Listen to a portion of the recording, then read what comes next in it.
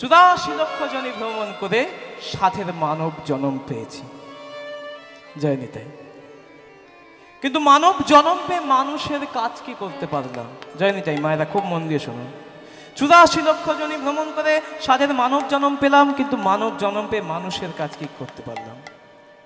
ভালো মন্দ খেলাম, ভালো বাসা বানালাম, দামি দামি শ্বেত পাথরের টাইলস বসালাম, ভাবলাম মানুষের কাজ কি করে ফেলেছি। হরি বল। ভালো মন্দ খেয়েছি, ভালো বাসা বানিয়েছি, ভাবলাম যে মানুষের কাজ করে ফেলেছি। হরি বল। মহাজন কি বলছে যে বাবা তুমি ভালো মন্দ খেয়েছো, ভালো বাসা বানিয়েছো, তুমি ভাবছো তুমি মানুষের কাজ করে ফেলেছো? আচ্ছা, কখনো কি দেখেছো যে বাবুই পাখিরা গাছের উপরে কত সুন্দর করে বাসা বানায়? কখনো দেখেছো বাবুই পাখি কত সুন্দর করে গাছের উপরে বাসা বানায়? তুমি কত সুন্দর বাসা বানিয়েছো? তুমি বাবুই পাখির বাসা দেখেছো?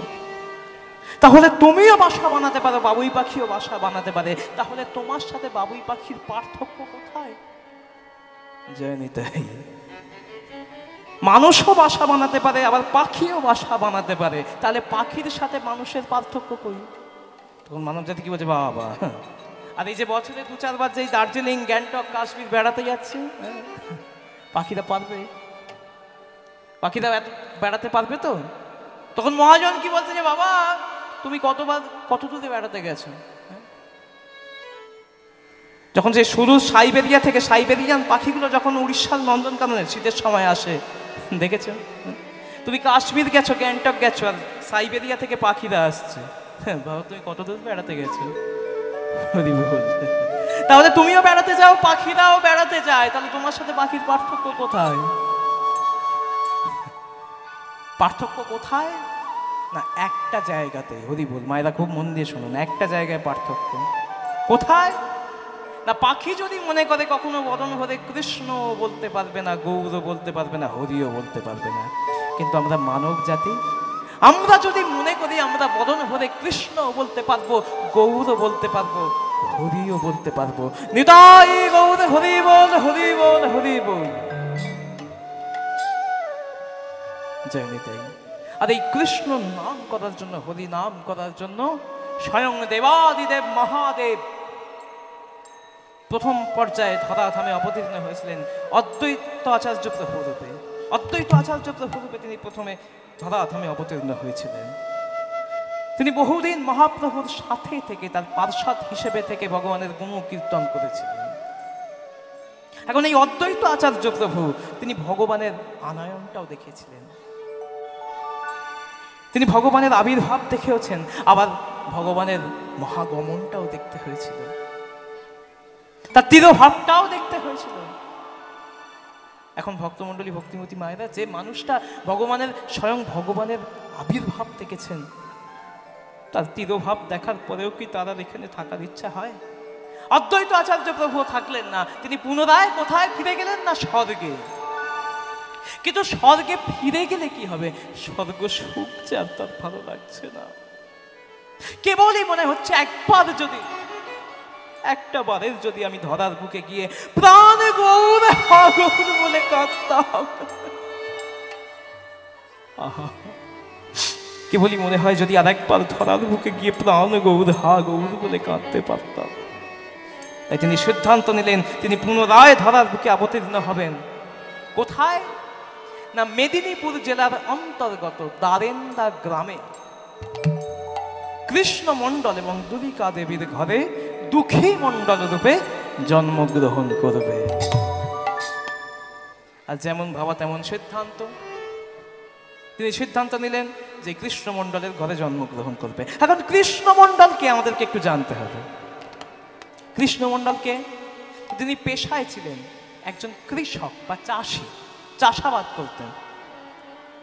কিন্তু প্রত্যেক দিন যখন সন্ধ্যাবেলায় ক্লান্ত হয়ে কৃষিকাজ করে যখন গৃহে ফিরতেন, প্রত্যহ কি করতেন? কোনোদিন চৈতন্য চরিতামৃত, কোনোদিন চৈতন্য ভাগবত, কোনোদিন চৈতন্য চন্দ্রামৃত অধ্যয়ন করতেন। কেন? না তার অন্তরটা ছিল অনেক ভক্ত হৃদয়, অন্তরটা ছিল অনেক ভক্ত হৃদয়, ভক্তের অন্তর। তাই প্রত্যহই তিনি এই লীলা মাধুরী আস্বাদন করতেন, ভগবানের লীলা মাধুরী। আর এইভাবে দেখতে দেখতে সেই সময় রথযাত্রার তিথি উপস্থিত হয়ে গেল। রথ, ভক্তমণ্ডলী, ভক্তিমতী মায়েরা, রথযাত্রা। আমরা রথযাত্রার সময় পুরী যাই না? ও মায়েরা, যাই তো ভগবানের রথ দর্শন করার জন্য, জগন্নাথ দেবের রথ দর্শন করার জন্য আমরা পুরী ধামে যাই তো। কিভাবে যাই দেখি? মায়েরা গেছেন তো পুরী? পুরী ধামে আমরা কিভাবে যাই? ট্রেনে করে যাই, বাসে করে যাই, আবার যদি পকেটে পয়সা থাকে তাহলে হেলিকপ্টারেও যেতে পারি। জয় নিতাই। কিন্তু আজ থেকে বহু বছর পূর্বে, এতদিন আগে, যখন কৃষ্ণমণ্ডল তার সময়ে রথযাত্রা, জগন্নাথ দেবের রথযাত্রার তিথি এসে উপস্থিত হয়েছে, তখন কিন্তু একভাবেই যাওয়ার পদ্ধতি ছিল। কিভাবে? পায়ে হেঁটে। জয় নিতাই। পায়ে হেঁটে জগন্নাথ দেবের রথ দর্শন করতে যেতে হতো। বহু ভক্ত চলেছেন জগন্নাথ দেবের রথ দর্শন করতে। মেদিনীপুর জেলা থেকে বহু ভক্তগণ চলেছেন, আর সেই দেখছেন কে? কৃষ্ণমণ্ডল। সঙ্গে সঙ্গে তা দেখে দুদিকা দেবীকে বলছে, দুদিকা,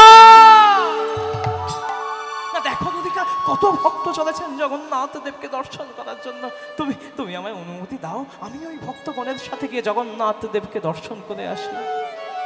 বলছে, যাও না স্বামী, বেশ তো, যাও, তুমি জগন্নাথ দেবের অপূর্ব রূপ কলেবর দর্শন করে এসো। এই স্ত্রীর অনুমতি নিয়ে কৃষ্ণমণ্ডল কোথায় চললেন? না, জগন্নাথ দেবের রথ দর্শন করার জন্য। সেই বহু অগণিত ভক্তের সাথে তিনি চলেছেন জগন্নাথ দেবের রথ দর্শন করতে। লক্ষাধিক ভক্তের মাঝে দাঁড়িয়ে নয়ন জলে বদন ভাসিয়ে ভগবানের অপূর্ব রূপ কলেবর দর্শন করছে। নয়ন জলে বদন ভাসিয়ে দর্শন করছে আর বলছে, ওগো মাধব হে,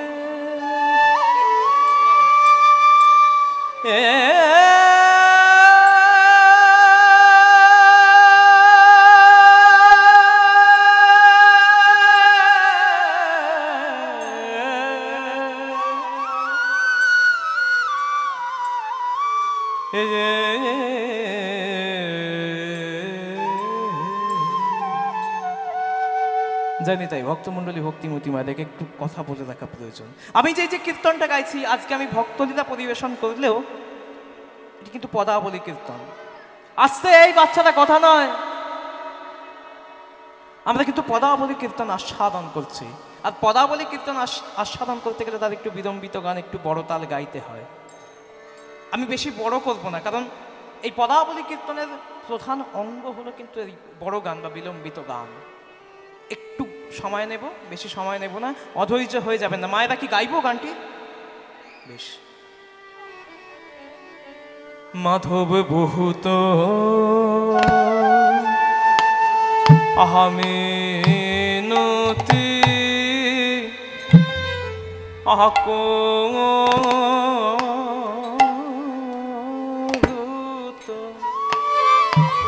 ওহে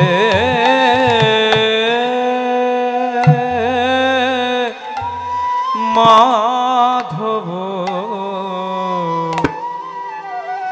আহবহুত আহমিনতি করুত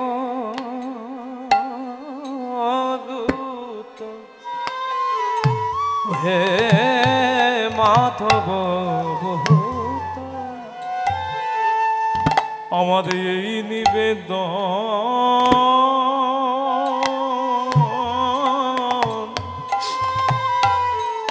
তব মাধব এই নিবেদন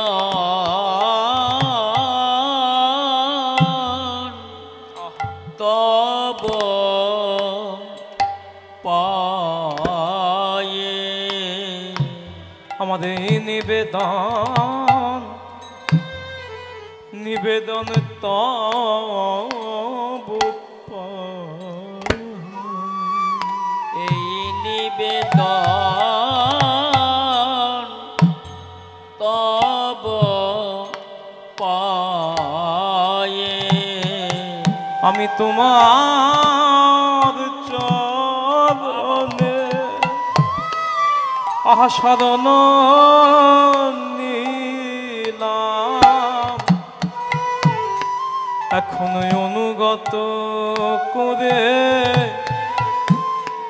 তুমি লহে আমায়। মাধব তোমার চরণে শরণ নিলাম, এখন অনুগত করে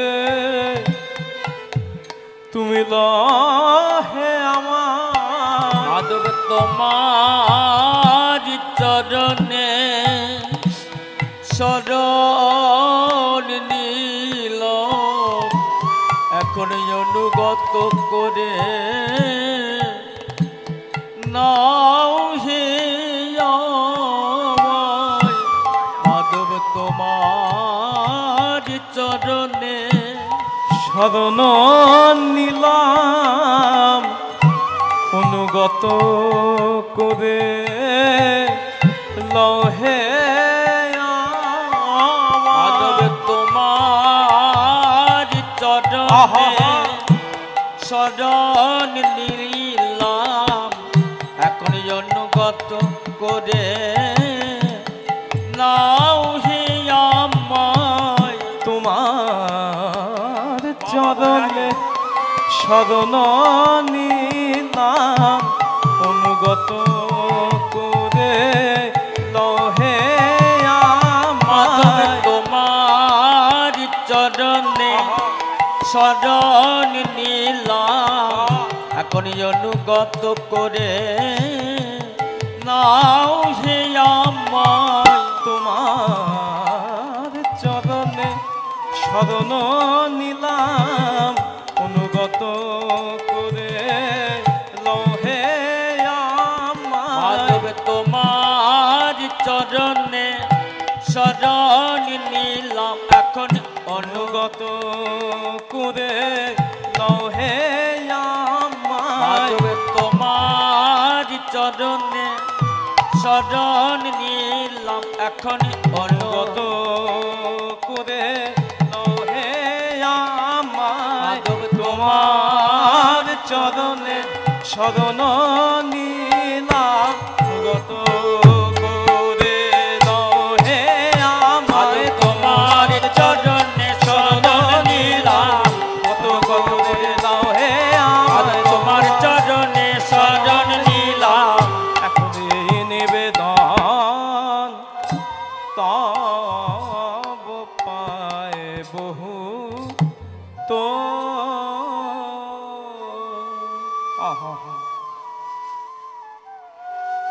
আমি দে তুলসী তিল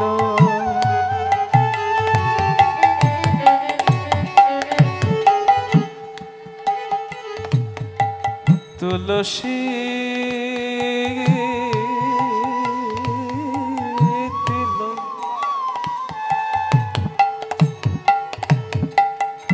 আমার দেহ মন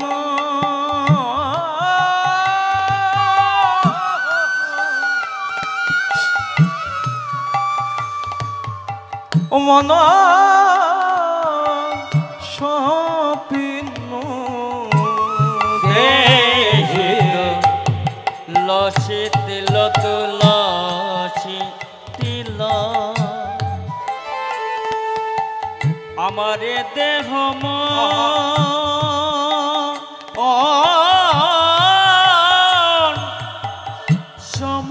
সমর্পিন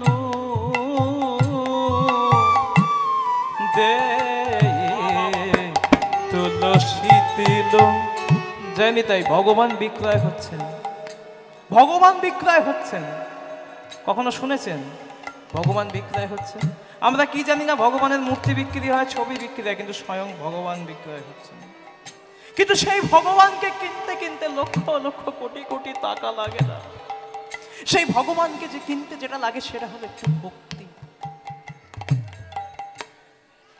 একটি তুলসী পাতা, একটি বন তুলসী আর একটি তীর যদি গঙ্গা জলে ডুবিয়ে ভগবানের চরণে দেয়া যায়, ভগবান বলছেন আমি সেই ভক্তের কাছে জন্ম জন্মান্তরের জন্য কেনা গোলাম হয়ে যাই। নিতাই গৌর হরিবল হরিবল। আহা, সেই ভগবানকে কিনতে কোনোদিন লক্ষ লক্ষ টাকার প্রয়োজন হয় না, প্রয়োজন হয় ভক্তি। দে তুলসী তিল দেহ সপিনু দেহিত লসি তিল তুলসী তিল। আমার দেহ মন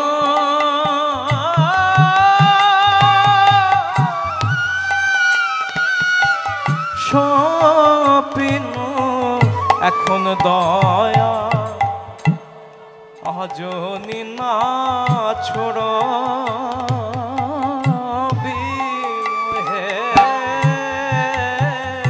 মাধব এখন দয়া যেন না ছড়বি মই মাধব হে। আমায় দয়া ছেড়ো না মাধব আমার দয়া ছেড়ো না গো। আমায় দয়া ছেড়ো না মাধব আমায় দয়া ছেড়ো না গো। আমি চির অপরাধী বলে মাধব তোমার শ্রীচরণে আমি চিরাপরাধী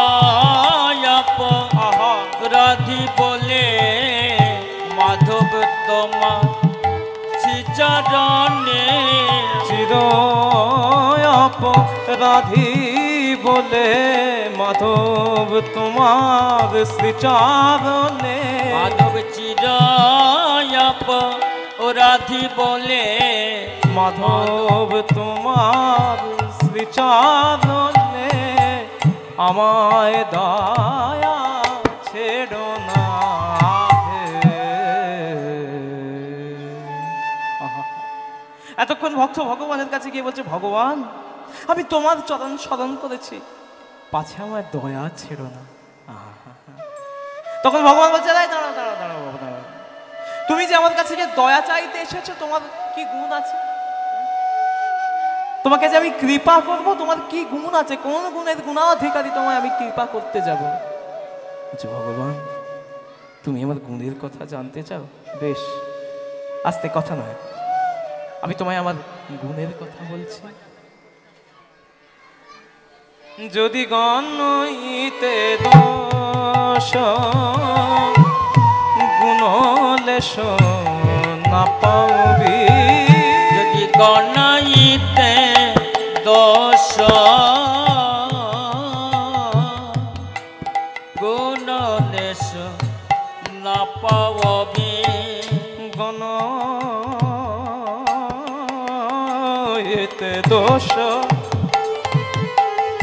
দোষ বিনা গুণ পাবে না মাধব, দোষ বিনা গুণ পাবে না মাধব, দোষ বিনা গুণ পাবে না মাধব, দোষ বিনা গুণ পাবে না মাধব, হৃদয় কেবল দোষে ভরা দোষ বিনা গুণ পাবে না মাধব, আমার হৃদয় কেবল দোষে ভরা দোষ বিনা গুণ পাবে না মাধব, जब तुम करो भी विचार माधव जब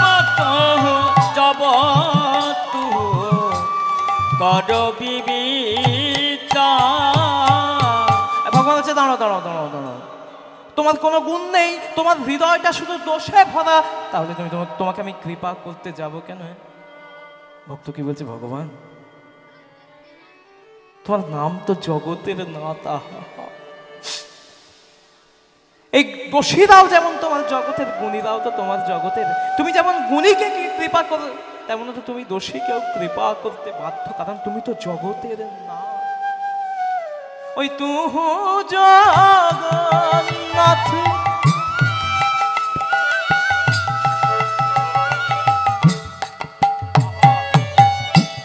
এ জগতে কহসি, তুহু জগন্নাথ এ জগতে কহয়সি, জগবাহির নয়ে মুই ছাড় মাধব জগবহি নইন ছা, নিশিদিন স্মরণ করতে পারি, নিশিদিন যেন স্মরণ করিতে পারি, নিশিদিন স্মরণ করতে পারি, নিশিদিন যেন স্মরণ করিতে পারি, মাধব তোমার যুগল চরণ নিশিদিন স্মরণ করতে পারি। ওগো মাধব তোমার যুগল চরণ নিশিদিন যেন স্মরণ করিতে পারি, মাধব তোমার যুগল চরণে তনু ভাষায় দিলাম, মাধব হৃদয় গৌর হরি তোমার বল, এই তনু ভাষায় দিলাম, ওগো মাধব তোমার যুগল চরণ নিশিদিন স্মরণ করতে পারি। আহাহা। বলছে প্রভু, এই জগতের যেমন গুণীরাও তোমার জগতের, দোষীরাও তো তোমার জগতের, তাই আমি কেন চরণ ছাড়া হব প্রভু? বলছে বা বাবা, ভগবান বলছে বা বাবা, এই না হলে মানব জাতি, এই না হলে মানব জাতি ঠিক কায়দা করে আশীর্বাদটা আদায় করে নিলে, কৃপা আদায় করে নিলে, কিন্তু বাবা এ জন্মে মানুষ হয়ে জন্মেছো, কথা বলতে পারছো, তাই কৃপা চেয়ে নিতে পারছো, কিন্তু আগত জন্মে, আগামী জন্মে যদি মানুষ হয়ে জন্মাতে না পারো, হরি বল, আগত জন্মে আগামী জন্মে যদি মানুষ হয়ে না জন্মাতে পারো, তখন কি হবে? তখন কিভাবে কৃপা আদায় করবে? তখন মানুষ কি বলছেন জানেন? যে ভগবান, আমি তো জানি না আগত জন্মে আমি কোন কুলে জন্ম নেব, কিন্তু আস্তে কথা নয়, কিন্তু আগত জন্মের কথা না হয় এ জন্মেই বলে দেখি, ওই কি এ মানুষ পশু পাখি কি এ জন্মিব, কিয়ে মানুষ পশু পাখি কিয়ে জন্ম নিয়ে, অথবা কীট পতঙ্গে মাধব,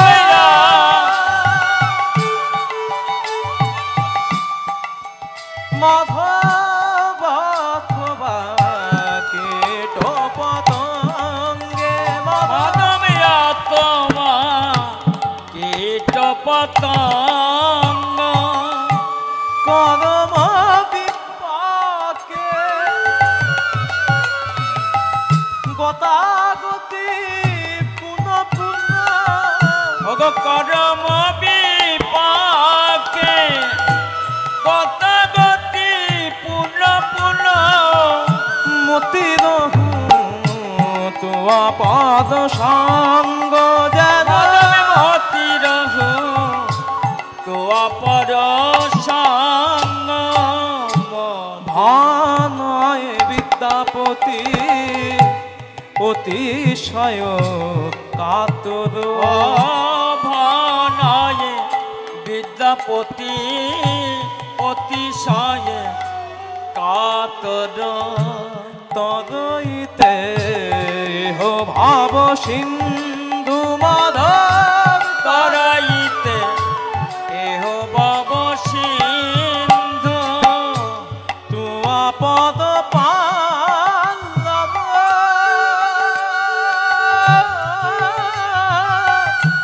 করু অবলম্বন, দোয়া পদ পল্লব করি অবলম্বন, তিল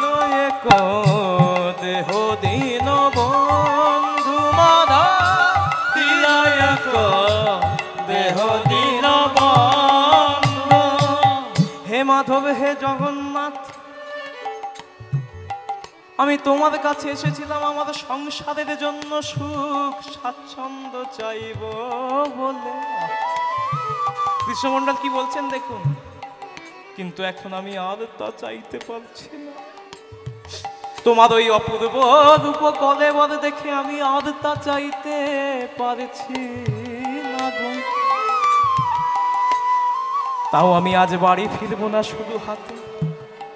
কৃপা করে আমায় কৃষ্ণ ভক্ত সন্তান দিও। কৃষ্ণ ভক্ত সন্তান দিও। ওই চরণে মিনতি করি, কৃষ্ণ ভক্ত সন্তান দিও। আমি ওই চরণে মিনতি করি, যেন কৃষ্ণ বলে কাঁদতে পারে। ওই চরণে মিনতি করি, যেন কৃষ্ণ বলে কাঁদতে পারে। ওই চরণে মিনতি করি, যেন কৃষ্ণ বলে কাঁদতে পারে। ওই চরণে মিনতি করি, কৃষ্ণ বলে কাঁদতে পারে। হৃদয় গৌর হরি মিনতি করি, কৃষ্ণ ভক্ত সন্তান দিও। এই কৃষ্ণ ভক্ত সন্তান প্রাপ্তির বর নিয়ে এসে হাজির হলেন কে না কৃষ্ণ মণ্ডল। আর এসেই তার স্ত্রীকে ডাকছে দুদিকা। তার স্ত্রী এসে বলছে কি হয়েছে স্বামী? বলছে জানো দুদিকা, আমি জগন্নাথ দেবের অপূর্ব রূপ কলেবর দর্শন করলাম। বলছে ও, বলছে আমি জগন্নাথ দেবের অপূর্ব রূপ কলেবর দর্শন করেছি। আমি তার কাছে কি চেয়েছি জানো?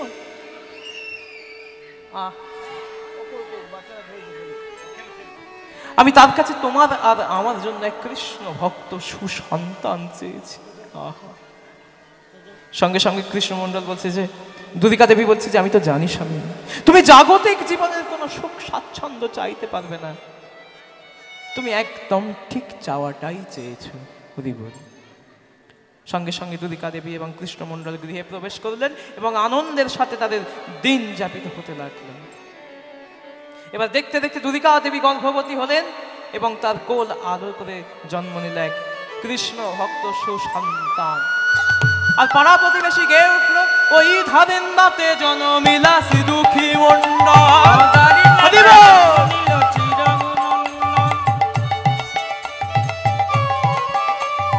ধারেন্দাতে জনমিলা শ্রী দুঃখী মাতা দুদিকা দেবী পিতা কৃষ্ণ মণ্ডল। মাতা দুদিকা দেবী পিতা কৃষ্ণ মণ্ডল। পুত্র হেরি পিতা মাতার আনন্দ না ধরে। পুত্র হেরি পিতা মাতার আনন্দ না ধরে। পুত্র হেরি পিতা মাতার আনন্দ না ধরে। পুত্র হেরি পিতা মাতার আনন্দ না ধরে। পাড়া প্রতিবেশী সবে জয়ধ্বনি করে। পাড়া প্রতিবেশী সবে জয়ধ্বনি করে। পাড়া প্রতিবেশী সবে জয়ধ্বনি করে। পাড়া প্রতিবেশী সবে জয়ধ্বনি করে। উলুধ্বনি শঙ্খধ্বনি করে নারীগণ। উলুধ্বনি জয়ধ্বনি শঙ্খধ্বনি করে নারীগণে। উলুধ্বনি জয়ধ্বনি করে নারীগণ। উলুধ্বনি শঙ্খধ্বনি করে জয় নারী। হরি হরি হরি বলে যত ভক্তগণ। হরি হরি হরি হরি বলে বল। যত ভক্তগণ। হরি হরি হরি বলে যত ভক্তগণ। হরি হরি হরি বলে যত ভক্তগণ। বলে হরি বল হরি বল। হরি বল হরি বল। হরি বল হরি বল। হরি বল হরি বল। পুত্রবদন দেখে বলে হরি বল হরি বল। পুত্রবদন দেখে বলে হরি বল হরি বল। পুত্রবদন দেখে আহা পাড়া প্রতিবেশী সবে। পুত্রবদন দেখে বলে পাড়া প্রতিবেশী সবে। পুত্রবদন তাই দেখে গৌর বলে। হরি বল। পুত্রবদন দেখে বলে হরি বল হরি